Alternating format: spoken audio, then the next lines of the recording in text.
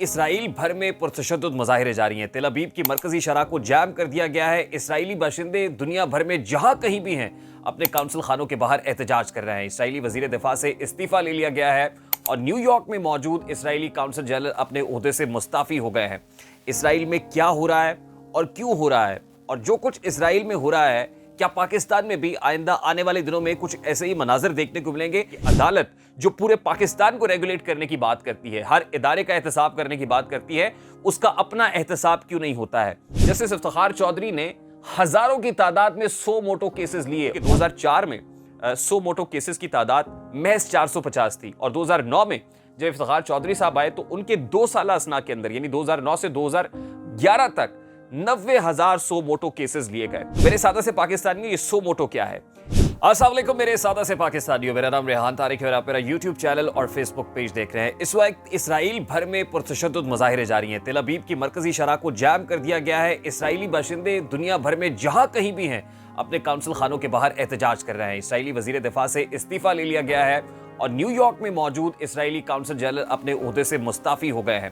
اسرائیل میں کیا ہو رہا ہے اور کیوں ہو رہا ہے، اور جو کچھ اسرائیل میں ہو رہا ہے، کیا پاکستان میں بھی آئندہ آنے والے دنوں میں کچھ ایسے ہی مناظر دیکھنے کو ملیں گے؟ یہ بڑا سادہ سا سوال ہے۔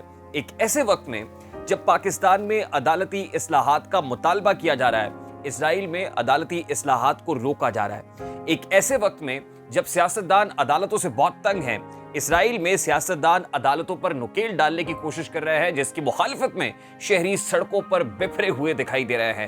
ایک کتبہ اٹھا رکھا ہے جس کے اوپر 3 لوگوں کی شکلیں ہیں، اور وہ 3 شکلوں میں پہلے بنجمن نتن یاہو ہیں، دوسرے ڈونلڈ ٹرمپ ہیں، اور تیسرے ولادیمیر پوٹن ہیں۔ ان تینوں کے خلاف سخت کارروائی کا مطالبہ کیا جا رہا ہے، اور کہا یہ جا رہا ہے کہ دنیا بھر کے اندر اگر کوئی بدترین آمر، بدترین ڈکٹیٹر ہے تو اس وقت بنجمن نتن یاہو ہیں۔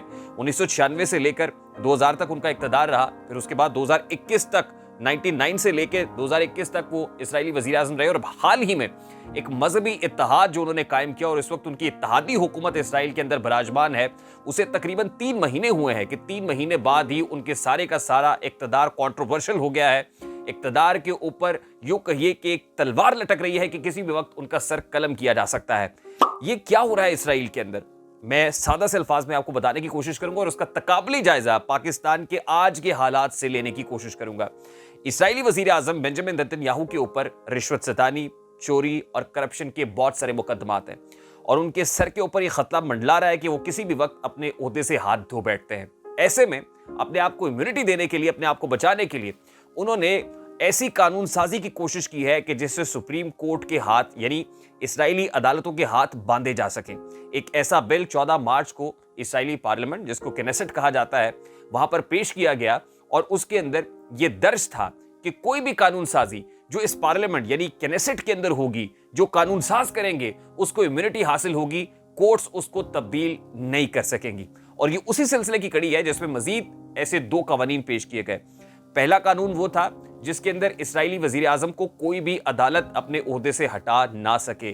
یہ بڑی امپورٹنٹ لیجسلیشن تھی، بڑی امپورٹنٹ ڈیولپمنٹ تھی، اور ایک ایسے وقت میں ہو رہی تھی کہ جب بنجمن نتن یاہو کے اوپر بہت سارے کیسز ہیں، اور عدالتیں ان کا مواخذہ بھی کر سکتی ہیں، ان کو ہٹا بھی سکتی ہیں۔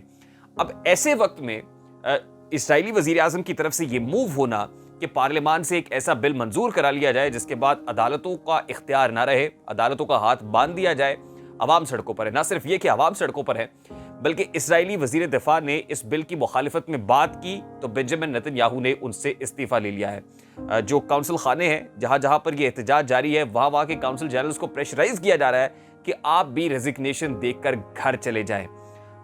یعنی اسرائیل بھر کے اندر اس وقت ایک سوچ پائی جاتی ہے کہ قطعاً بھی اپنے سیاستدانوں کو یہ موقع نہیں دینا چاہیے کہ وہ عدلیہ کو ریگولیٹ کر سکیں، یا عدلیہ کے قوانین میں ایسی تبدیلیاں لا سکے کہ ان کو اپاہج کیا جا سکے۔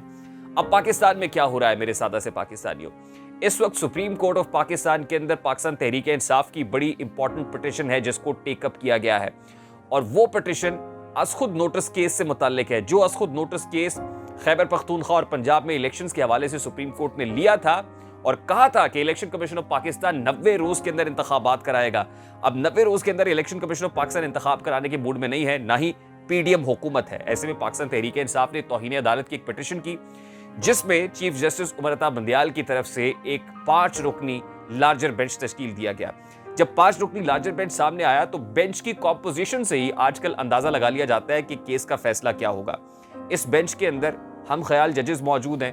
جسٹس عمر عطا بندیال ہیں, جسٹس اعجاز الاحسن ہیں, جسٹس منیب اختر ہیں, جسٹس امین الدین خان ہیں اور جسٹس جمال مندوخیل ہیں.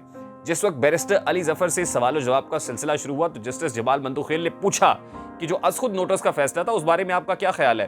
تو بیرسٹر علی ظفر نے کہا جی وہ 3-2 کا فیصلہ تھا, جو از خود نوٹس کیس تھا اس کو ٹیک اپ کیا گیا تھا, مانا گیا تھا اور الیکشن کمیشن کو باؤنڈ کیا گیا تھا کہ 90 روز میں انتخابات کرے. جمال مندوخیل صاحب نے یہ کہا کہ آپ کو کس نے کہا وہ 3-2 کا فیصلہ تھا, وہ تو 4-3 سے از خود نوٹس مسترد ہو گیا تھا. اور اس معاملے کے بعد یعنی کیس کی کارروائی اگلے روز تک آج تک کے لیے ملتوی ہوتی ہے اور اس کے تھوڑی ہی دیر کے بعد وہ 2 اختلافی نوٹ بھی سامنے آ جاتے ہیں جو جسٹس منصور علی شاہ اور جسٹس جمال مندوخیل نے لکھے تھے. اور ان اختلافی نوٹ میں ایسی رائٹنگ ہے, ایسا اسکرپٹ ہے کہ ایک بھونچال عدالتی سسٹم کے اندر آن کھڑا ہوا ہے. وہ اپنی ہی عدالت اور عدالت کے چیف جسٹس کے ون مین پاور شو کے اوپر بہت سخت سوالات کھڑے کر رہے ہیں اور یہ کہہ رہے ہیں کہ جو لامحدود اختیارات چیف جسٹس آف پاکستان کو حاصل ہیں کہ وہ جیسا مرضی بینچ تشکیل کرے, اس میں جس کو چاہے شامل کریں, جس کو چاہے نکال باہر کریں, یہ نہیں ہونا چاہیے ہے. یہ عدالتی مارشل لا کی آپ کہہ لیجیے مترادف ہے. اور اس کے اندر انہوں نے پاناما کیس کا حوالہ بھی دیا ہے کہ کیسے کاز لسٹ بننے کے بعد تبدیل نہیں کی جا سکتی, 3-2 کے فیصلے کو کیسے 5-0 کا فیصلہ کیا گیا. اور اس میں یہ بھی کہا گیا ہے کہ عدالت جو پورے پاکستان کو ریگولیٹ کرنے کی بات کرتی ہے, ہر ادارے کا احتساب کرنے کی بات کرتی ہے, اس کا اپنا احتساب کیوں نہیں ہوتا ہے. اب اس کے اوپر ایک بنیادی سوال اٹھایا جا رہا ہے چیف جسٹس آف پاکستان کے اوپر کہ چیف جسٹس کے پاس سو موٹو کے تحت لامتناہی اختیارات ہیں. تو میرے ساتھ سے پاکستان میں یہ سو موٹو کیا ہے؟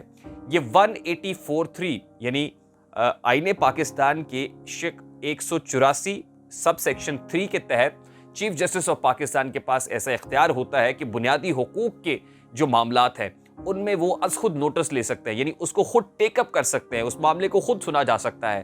یہ ایک ایسا اختیار ہے جس کے تحت چیف جسٹس آف پاکستان ہم نے دیکھا ہے ماضی کی جو حالیہ سیاسی تاریخ ہے اس میں 2 چیف جسٹس ایسے گزرے ہیں جنہوں نے اسپیرنگلی اس سو موٹو پاور کو استعمال کیا ہے. وہ پہلے چیف جسٹس تھے جناب جسٹس افتخار محمد چودھری صاحب. افتخار محمد چودھری صاحب جب 2009 میں واپس آئے, معزول ججز میں شامل تھے. 2009 میں دوبارہ ان کو مسند پر بٹھایا گیا, عدلیہ بحالی تحریک کامیاب ہوئی, ان کے سر پر تاج پوشی کی گئی. اس کے بعد جسٹس افتخار چودھری نے ہزاروں کی تعداد میں 100 موٹو کیسز لیے اور بہت سارے ایسے معاملات تھے جو انتظامی نوعیت کے معاملات تھے. یعنی آپ یہ دیکھیے کہ 2004 میں 100 موٹو کیسز کی تعداد محض 450 تھی اور 2009 میں جب افتخار چودھری صاحب آئے تو ان کے 2 سالہ اسنا کے اندر یعنی 2009 سے 2011 تک 90,100 موٹو کیسز لیے گئے. 90,100 موٹو کیسز, اور ان کے اندر سے ایک بہت امپورٹنٹ کیس وہ تھا جس پہ وقت کے وزیر اعظم کو توہین عدالت لگا کے گھر بھیج دیا گیا تھا. سویسی بینکس کو, سویسی حکومت کو ایک خط لکھنے کا کہا گیا تھا یوسف رضا گیلانی صاحب کو اپنے ہی پریزیڈنٹ آصف علی زرداری کے خلاف, جو نہیں لکھا گیا تھا, کنٹیمپٹ کا کیس بنایا تھا اور یوسف رضا گیلانی کو گھر بھیج دیا گیا تھا. سوال وہی رہا کہ سویسی بینک سے پیسہ واپس لانے کا معاملہ کہاں گیا؟ وہ کہیں نہیں. جیسے ہی آپ نے یوسف رضا گیلانی کو انتقامی کارروائی کے تحت گھر بھیجا, اس کے بعد وہ کیس بھی اپنی موت آپ مر گیا. اس کے بعد جسٹس افتخار چودھری صاحب کا دور آتا ہے اور افتخار چودھری صاحب کو جس طرح سے لاہور ہائی کورٹ سے ایلیویٹ کر کے سپریم کورٹ آف پاکستان لایا گیا تھا اس کا سہرا بھی افتخار چودھری کے سر ہے. اور ثاقب نثار صاحب اس وقت بنتے نہیں تھے, ان کو آؤٹ آف ٹرن پروموشن دے کے لاہور ہائی کورٹ سے سپریم کورٹ لایا گیا. اس وقت جسٹس شریف جو ہے ان کے ساتھ جو ہے وہ بہت ناانصافی ہوئی تھی اور پاکستان پیپلز پارٹی شور بھی مچاتی رہی, اس کے اوپر تنقید بھی ہوتی رہی, لیکن افتخار محمد چودھری صاحب نے اپنی ہی کی. پھر ہم نے دیکھا ہے کہ افتخار محمد چودھری صاحب تو چلے گئے, لیکن جس وقت ثاقب نثار صاحب آئے تو ثاقب نثار صاحب کے دور میں بھی 100 موٹو کے تحت جو انتظامی معاملات میں انٹرونشن کی گئی, یعنی 43 100 موٹو کیسز ایسے تھے جو انتظامی معاملات سے تعلق رکھتے تھے. دیامیر بھاشا ڈیم سے لے کے صاف پانی تک, صاف پانی سے لے کے سڑکیں بنانے تک, وہاں سے لے کے پھر ہم نے دیکھا کہ جس وقت سپریم کورٹ لاہور رجسٹری کے اندر آتے تھے لوگ کتبے لے کر کھڑے ہوتے تھے اور ہر ایک کا کیس ٹیک اپ کر لیا جاتا تھا, یہاں تک کہ پاپولیشن کنٹرول تک کے کیسز افتخار محمد چودھری صاحب نے اپنی عدالت میں لگائے. اور پھر پاناما کے اندر جو کچھ ہوا وہ تو ہمارے سامنے ہے ہی. اب at this point in time جب بڑا امپورٹنٹ کیس لگا ہوا ہے تو جسٹس جمال مندوخیل, جسٹس منصور شاہ اور پھر جو دیگر ججز ہیں جن میں جسٹس قاضی فائز عیسیٰ, سردار طارق مسعود بھی شامل ہیں, وہ اس وقت عدالتی سیٹ اپ کے اوپر بہت سخت سوالات اٹھا رہے ہیں. اب یہ جو 100 موٹو کا اختیار ہے کیا اس طرح سے استعمال ہونا چاہیے جیسے پاکستان میں ہوتا ہے؟ پاکستان عدالتی نظام کے اندر 139 میں سے 130ویں نمبر کے اوپر ہے اور 1947 کے بعد 100 موٹو کے معاملے کو جو جورسپروڈنس ہے اس کے اندر ایک یونیک فیچر کے طور پر دیکھا جاتا ہے.